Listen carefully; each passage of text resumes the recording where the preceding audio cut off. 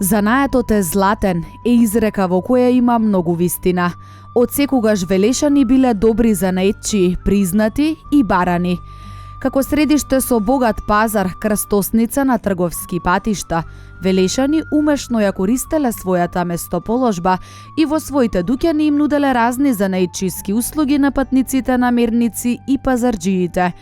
Велес бил еден од ретките градови во Османлиската империја, каде што христијаните многу рано уште во 16 век загосподариле со пазарот, односно ги презеле занаетите во чаршијата, и таа станала многу значаен фактор на развојот на велешкото граѓанство, култура и традиција. Турците обично пазарот и чаршијата ја држале цврсто во свој раце и не дозволувале христијани да влегуваат и купуваат куќи и дуќани во низинскиот дел на градот. Заради тоа, а потврдено со даночните тефтери кои педантно се воделе до средината на 16 век во Велес, најголемиот дел од царскиот данок отпаѓал на градинарските производи. Малкумина христијани се воделе како занаетчии. Налбатите, оружарите, пекарите и другите занаети долго време можеле да ги практикуваат само турците.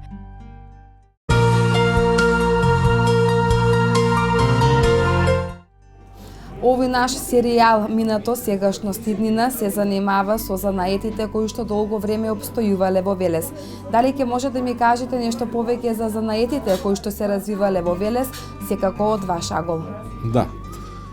Едно од најголемите специфики на Велес е точно занаетчиството. Значи, Велешани биле во секој случај занаетчиски град уште од настанувањето, односно на формирањето на Велес како град. Значи, занаетите биле оние што на некој начин го движеле Велес. Од секогаш Велес бил град и останал град на добри занаетчии. Да споменеме дека уште некаде во 16 век спрема оние турски пописи, односно тефтерите што ги воделе, дека Велешани, интересно, ова е податок што така сакам да го спомнам, дека уште во 16 век Велешани први во Македонија успеале полека да ја превземат Велешката чаршија, односно да го превземат пазарот. На кој начин? Знаете вие дека долго време турците, односно таква била традицијата, значи има многу занаети кои турците долго време ги практикувале, а не ги давале на другите, да речеме, немуслимански народи, да ги практикуваат, да речеме, порано налбат, оружар, потоа пекар, односно има и ред други занаети, не можел да ги практикува никој освен турчин. Значи, не постоела можност. И на кој начин Велешани влегле на тој, да речем, дел во чаршијата, во занаетите? Велешани започнале прво како грнчари. Значи, еден од најстарите велешки занаети е грнчарството. Знаете дека Велес изобилува околината негова со материјал и Велешани многу долго време биле, значи, во тој занает биле грнчари, а интересно е што турците во тој сегмент не учествувале, односно не е познато да имало некој турчин грнчар. Претежно глината, односно обработката на глина, грнчаријата, турците ја изведувале преку правење на филџени за кафе и оние глинени делови за лулиња, односно за тие муштикли што ги на некој начин тогаш било во мода да ги пушат турските жени, меѓутоа и турските господа, да речем. Тоа е оној глинен дел на почетокот каде што се става цигарата, а потоа обично се употребува дрвениот дел, се прави од црешово дрво, така што се украсуваат тие делови, се цртаат, се бојат, се фарбаат и тоа изгледа доста декоративно. Е на такви работи, значи глината, односно занаетчиите, тие луладжи што ги викале тогаш, биле претежно турци. А додека употребната керамика од бардаци, стомни, потоа разни тави, разни други значи гранчари и врчви, тоа било претежно, да речам, привилегија на Велешани. Значи, многу велешки фамилии се познати што биле грнчари и до ден денеска грнчаријата во Велес се уште има фамилии што дома во домашни услови, тоа многу ме радува што значи останува и подмладок да го практикува тој занает. Велешаните во главно рековме на пазарот започнале да се појавуваат како заразовачи, градинари, овоштари, сточари, производители на храна. Значи тие претежно го хранеле Велес. На пазар изнесувале значи прехранбени производи во главно, а некаде да речем влегувањето на Велешани на пазарот започнало со кожарството, односно со столаријата. Во Велес малку е познато, меѓутоа една занечиска гранка, односно еден занает е бил многу популарен и многу време се практикувал, значи еден од најстарите занаети после гранчарскиот, тоа е тишлерскиот, односно столарскиот занает, или во Велес уште ги викаат тие мајстори дормаџи. Тоа се столари кои изработуваат, значи, дограма, што викаме врати пенџериња. Потоа изработувале, значи, столарија за дома, маси, столови, изработувале други предмети употребни што се однесува за разни објекти, за од клупи до, не знам, црквата е иконостасот кога е правен, исто така тишлери, биле во многу на сегменти на велешките куќи се пронаоѓа точно таа, значи дрвенарија, столарија, која со векови и векови во Велес по традиција се пренесува во фамилиарно, кој еден фамилиарен занает. Подосна некаде, значи, се појавува во тие години на почетокот на таа велешка, да речам, револуција. Ја викам велешка револуција затоа што со промовирањето на еден друг занает, тоа е ќурчиството или кожарството, Велес навлегува во еден период на благосостојба, кога кожарскиот занает допринел во Велес да се на некој начин унапредат, односно да се промовираат уште некои други нови занаети, ќе кажеме подоцна.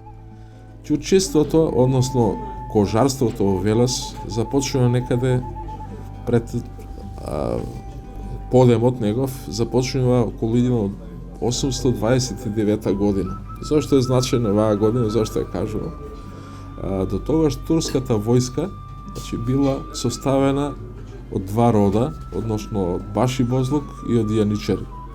Меѓутоа, во 1829 година, под некои си, да речем така, струјења, турскиот султан и неговите, значи, советници и генералите одлучиле да направат една турска војска, да ја обноват, да ја, значи, модернизираат, и тие го создале аскерот. Значи, веќе немало Баши Бозлук, тоа биле луѓе собрани и составени од плячкаши, од разни криминалци и така натаму, доека јаничарите знаеме дека тоа биле во главном луѓе, односно војници, кои биле уште како деца одвоени од своите фамилии, биле пратени во тие војни школи, и јаничарите биле најдобриот и би рекол, најнемилосрдниот дел на таа турска војска. Тие биле обучени за борба само, не знаеле ништо друго, и тие биле ударната, значи, на што би рекле, ударната оштрица на турската војска. И тоа после се создала потреба за модернизација, се појавиле, значи, нови оружја, нова стратегија, и тогаш ја создаден аскерот. Аскерот била регуларна турска војска, составена значи од луѓе кои биле рекрутирани, односно веќе не можел секој да биде војник, односно морало да биде способен за да биде војник. И тие на почетокот Аскерот 7 години значи се служило војска, а после некое време 5 години. Значи тоа било долго време.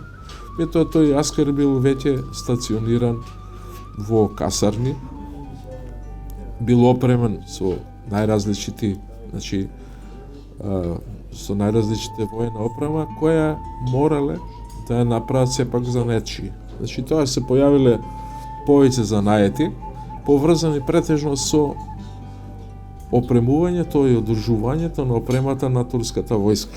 Значи по таа султанова некоја си наредба, значи се појавиле занаети како мутавџи, кројачи, абаџи, дулгери, сарачи, табаци, налбати, потоа самарџи, значи се што било врзано со турската војска, односно со преработката на кожа, изработката на предмети за војската, како што сиете, рековме, самари, тие јажиња и така натаму, значи се што требало за војската ја правеле, односно го правеле точно тие занетчи. Велес бил познат, значи создал некоја традиција на тие занаети, односно на занаети пред се врзани со опрема за таа војска и многу често пати занечиите добивале големи нарачки од турската војска и така да веќе Велес во тоа време бил едно големо занечиско средиште. Велам, уште во 16 век преку тие градинарски производи и така натаму Велешани влегле на Велешкиот пазар, во Велешката чарши и постепено меѓу првите во Македонија тие го превзеле пазарот.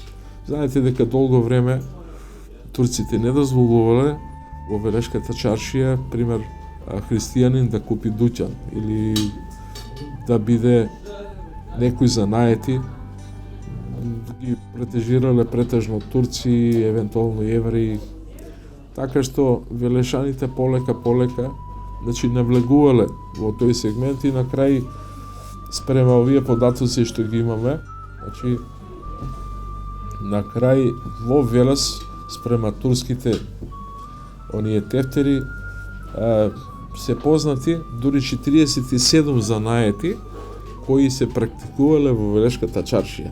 Значи еве сега можам да ги набројам поред, тоа е интересно да се чуе, ќе ги набројам поред како што идат. Значи во Велешката чаршија имало зане бербер, потоа налбат, папуџија, па потоа терзија, желазар, джелал, тоа е трговец со ситна стока, пастрамајџија. Во едно време во Велес имало дури 17 дуќани кои исклучиво продавале, преработувале и продавале пастрам.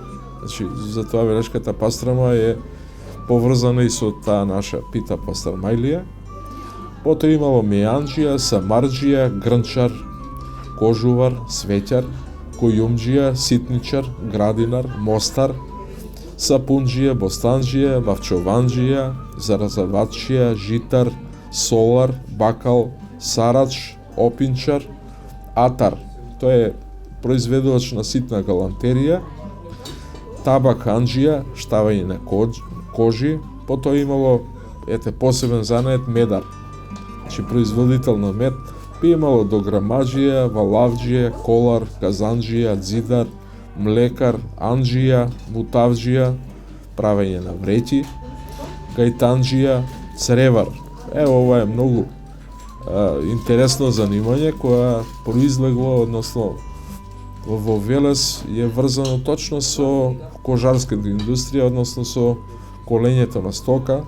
Има податоци дека во Велес во некои години, околу 1853 година, имаме еден податок кога во Велес, вели и околината се заклани 25.000 овци и кози. Тоа е една многу голема да речем, бројка за тогашно време и тогаш настанало едно занимање цревар. Значи, производите од црева, значи се преработувале цревата, се производувале плетенки, кукурек и така натаму, значи цреварството, освен тоа имало и други намени. Цревата се употребувале и за други намени, меѓутоа претежно и за исхрана. Познат е доста тој велешки кукурек, се продава насекаде и до ден денеска имаме дури и фамилија цреварови, има позната велешка. Понатаму како занает кираџија, калајџија, лебар фурнаџија, абаџија, брашнар мелничар, бојаџија, салџија, скелеџија, дервенџија и тоа е веќе, рековме, 47-миот занает што го пронајдовме во тие списи кои се применува во Велешката чаршија. Велам, занечиството го движело Велес многу долго време. Значи, занетите биле златни. Знаете дека имало веќе и се појавили разни еснавски здруженија во Велес, да речеме, се знаело дури и кога имале тие слава, славите се подредиле спрема оние занаети како се појавувале. И сега само ќе спомнам еден податок, значи дека велешките занечи биле толку добро организирани што имале и своји есновски здруженија, односно имале своји еснафи во кои тие се на некој начин биле организирани. Значи, претежно, само да го најдам овој податок вамо, значи, Свети Спиридон бил заштитник точно на овие, да речем, кожарскиот занает. Тие имале и свој устабашија, Менов, овде презимето е Менов, Мената. Тој бил последниот устабашија на тие кожари, кои своето здружение, односно својата слава, ја одржувале на Свети Спиридон, на тој празник. Понатаму за велешките занети ќе кажам дека доста се врзани со таа манифактурното производство, која е во Велес некаде се до појавата на железницата во 1873 година, представувале главен двигател на, да кажам, Велешката чаршија на пазарот и така натаму. Меѓутоа, после од кога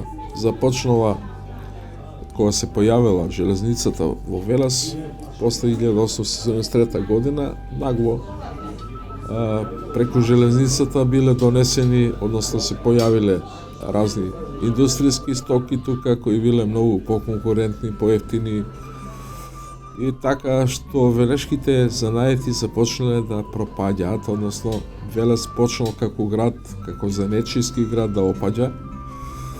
Потоа се појавуваат разни други, да речеме, индустријски гранки, манифактурите почнале да пропаѓаат, се појавуваат фабрики,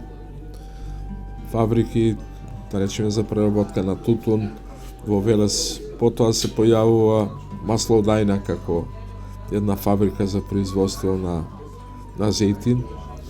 И така да постепено тие мали семени, да речем, манифактури пропаѓаат и се повише индустријата навлегува на вратите на Велешката чаршија.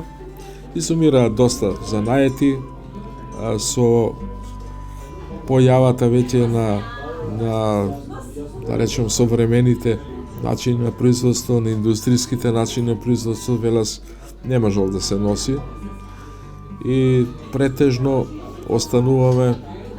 останал на тие, да речем,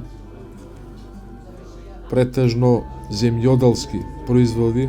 Велес доста произведувал, да речеме, афион, потоа сончоглед, памук, па така веќе почнале, значи, оние велешки занаети поврзани со велешкиот пазар да се губат и полека се произнеле други занаети.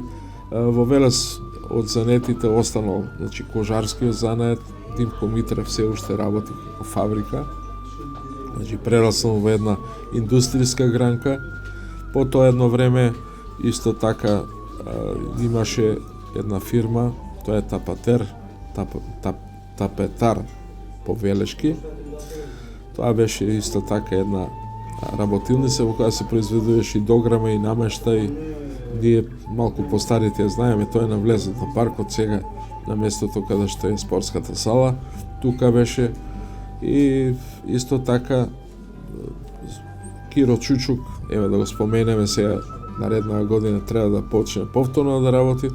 Тоа е исто така една организација која доста време беше, постоеше и се уште постои во Велес, која произведи од глина, значи глината ја третира и оној најстар занет, што го рековме, велешки, некако на некој начин обстојува, односно повторно се воздигнува.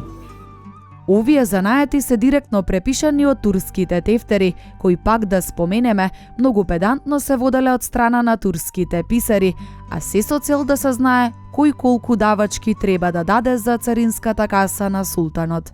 Се на се, велешани од секогаш важеле за добри занаетчии и биле ценети многу пошироко од границите на Македонија, зашто има многу вистинити приказни, но за тоа во некоја друга прилика.